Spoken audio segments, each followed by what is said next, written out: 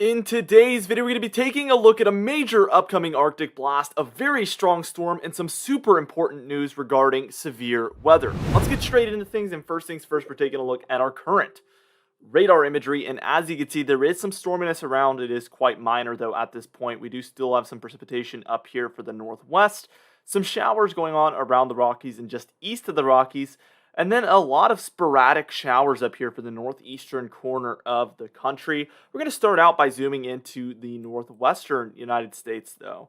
And as you can see, a lot of this precipitation is offshore here and just entering onshore to Washington and Oregon. And this is really going to center itself. Obviously, it's almost halfway done doing it, but over Washington State here, things have been getting more and more wet here over the morning hours. We can see that overnight things were quite dry, and then by the time you're waking up this morning, this area of precipitation that was just offshore is going to be pretty much completely over you. As you can see, some of the highest mountaintops in the Cascades are still seeing snowfall, but really rainfall is the predominant precipitation type going on at this point. We do see there is some snowfall and rainfall showers here for portions of Montana down through Wyoming and the Dakotas here. So anywhere in here has been seeing some form or type of showers here. We can see for the northeastern corner of Montana, there has been quite a bit of snowfall. And then actually the western portions have been seeing more rainfall, which is pretty much the opposite of what you usually expect. So this is a very strange setup here for Montana, but you know what? It has been a strange weather year so far, so we're just going to move on and not really ask any questions there. Nebraska, southern Wyoming, Utah, Colorado, and even in through portions of Kansas here, we are seeing some showers for this region. Again, rainfall and snowfall showers are both happening in this region. Let's move up to the kind of Great Lakes and upper Midwest region, because in this region we are seeing some snowfall, especially in this region. States like Washington, or better yet, Wisconsin. I don't know why I always mess up some of these states, but Wisconsin, Michigan, Illinois, Indiana, portions of these states are seeing some snowfall at this point, and you can tell it's flowing in just like this. Kind of has some rotation here. Very, very interesting, and things have been getting colder in this region and more snowy, actually. Cities like Detroit, Chicago, and even Green Bay are in these snowy conditions. Even Indianapolis, it looks like possibly is in some of that snowfall. So some of these, Ohio Valley and Great Lake towns and cities are seeing some snowfall, which is very interesting. As we take this further eastward, we could tell that there is a lot of rainfall with this.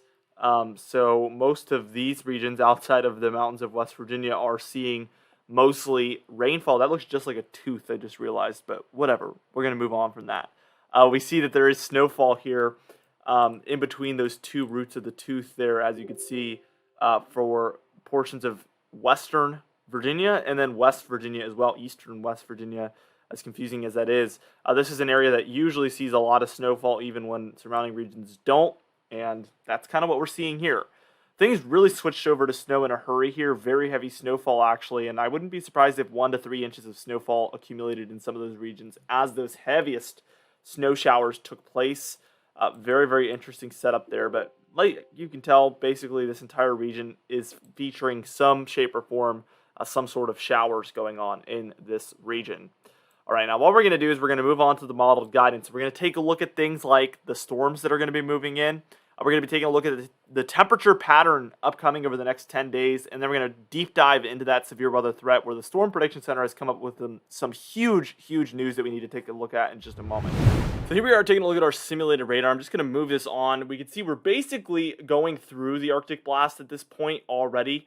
Our trough is definitely centered over the east here, bringing colder air into these regions. This is why we saw a lot of snowfall happening in the eastern United States, the northeastern, and the north central United States on our radar a minute ago. And that's also why we saw a lot of rainfall happening out west, even for the northern Rockies, because we have this warm air heading out west. So ridge in the west, trough in the east is the theme right now. And as we move things along, things get even more dramatic here because we have a much bigger ridge, and it's centering itself a little bit further eastward, but it is ridging even further. And then the trough is troughing even further here, if that's a word. And we see it looking something like this. Potential low pressure system trying to set up over here. So we're seeing some potential snowfall events in here. Not major by any means, I don't think. So we're going to watch it closely, though. We do have our next storm entering into the western United States by this point. And this point will be about Monday or tomorrow at about 8 p.m. Or not tomorrow, better yet, 2 days from now. That's going to be the 28th. So right now it's March 26th. Got my days all mixed up, guys. So we see this low pressure system develop in here. So we see a storm developing in here. Trough kind of lets up a little bit. I think by this point these areas will still be cold, but warming up for these regions for sure. And what we're going to see here is over time, our trough kind of sends itself back over here. This is very common with a low pressure system because the motion is counterclockwise like this. And in stronger low pressure systems, they have a lot more influence over the atmosphere around them. We do see this snowfall around and especially diving in behind the low pressure system. Again, something that is also very common. And then we have this frontal boundary set up over here with also a warm front kind of like this. So warm air for a day or two would be surging up like this.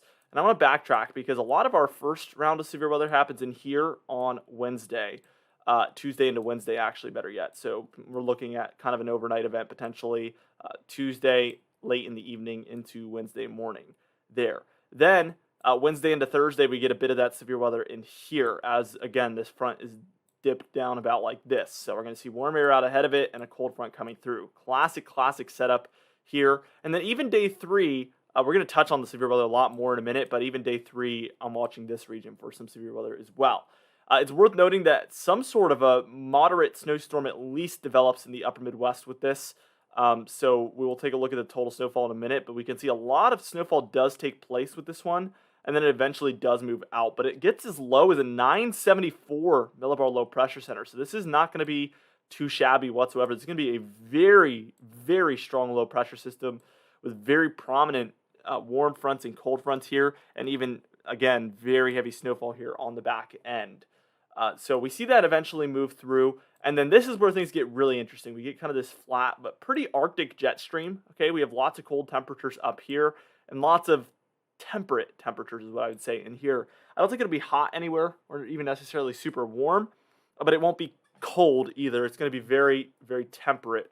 50s, a lot of 50s, 60s, and lower 70s for a lot of these regions. So quite pleasant is what I would say. Except for this region where a nor'easter slash southern slider here is going to be kind of developing and trying to move up the coast. So this has been something we've been seeing on the models. And as you can see, potential snowfall for the interior eastern United States to start April out, and even some of these coastal regions. But we can tell that we're deep into spring because look at how much green is trying to mix in with the blue. This will not be a pure snow event. There's just not enough cold air available, and that's probably mostly because we're in April. Let's take a look at the total snowfall through the next 10 days real quickly. I want to touch on this, and it's been a while since we've even had to do this.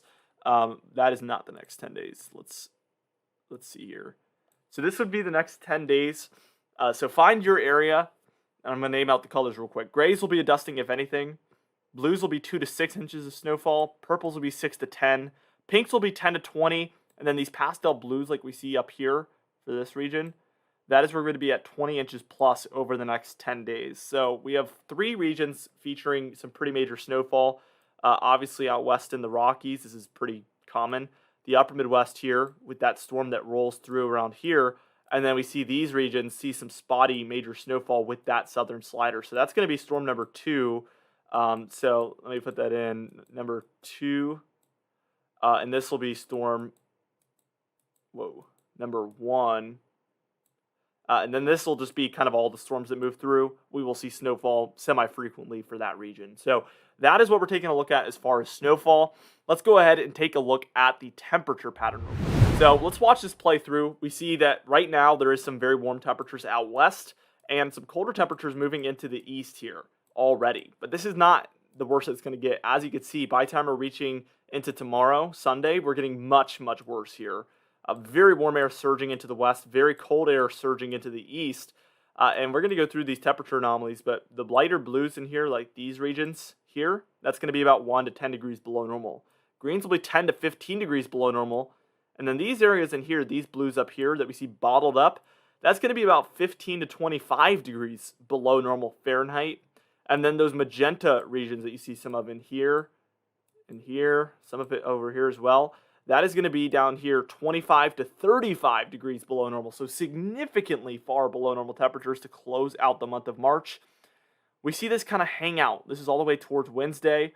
And then we see these warm temperatures. Again, low is probably in here. Cold front's about right here. But we do see this huge warm front up here. And this is allowing warm air to surge up the eastern seaboard. So I'm trying to draw this on screen so you guys can find where we're at compared to what we just took a look at on the simulated radar.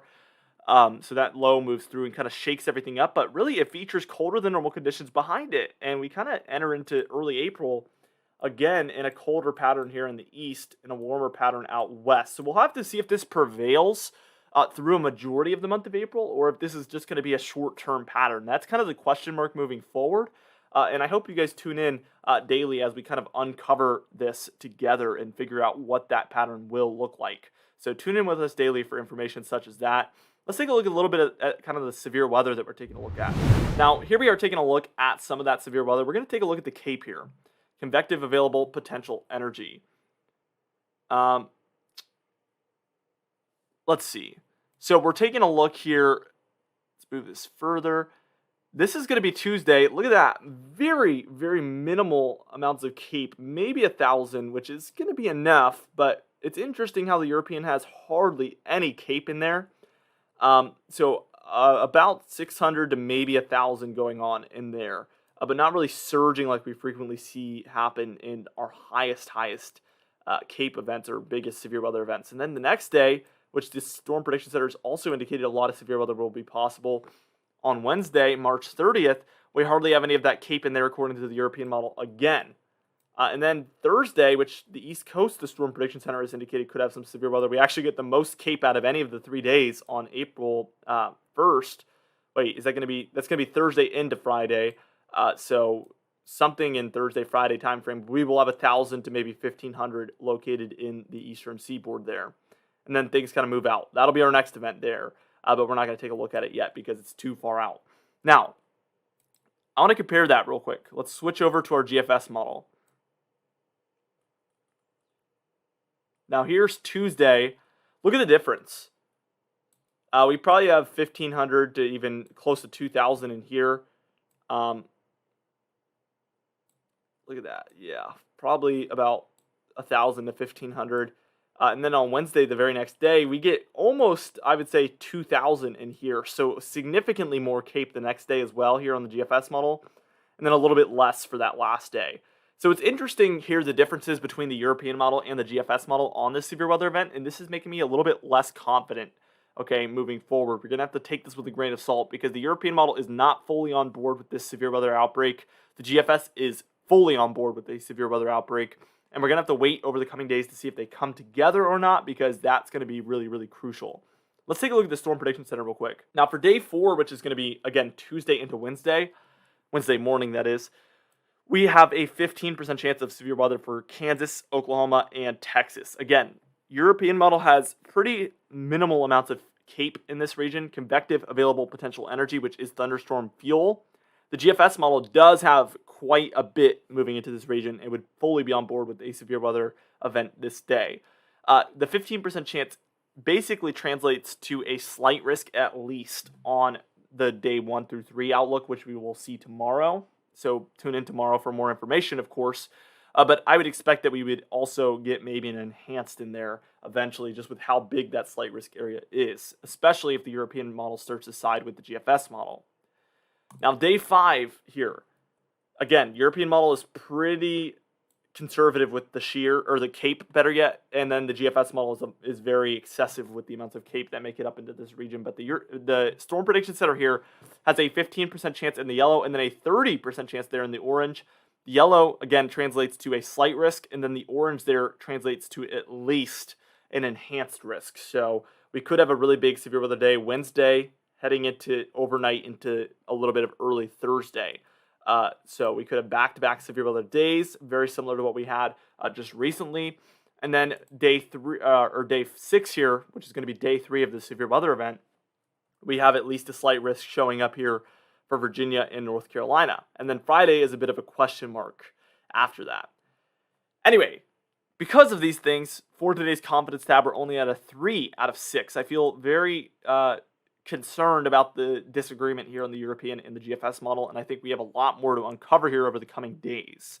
For today's patron highlight of the day, I want to thank you all for supporting the channel, but especially our platinum patrons, Bill Craich, James Wade, Dovin Nagel, Lord of the Pan, Mandy Birchfield, Patrick Strickland, Dave Scott, and Donna Carnes as well.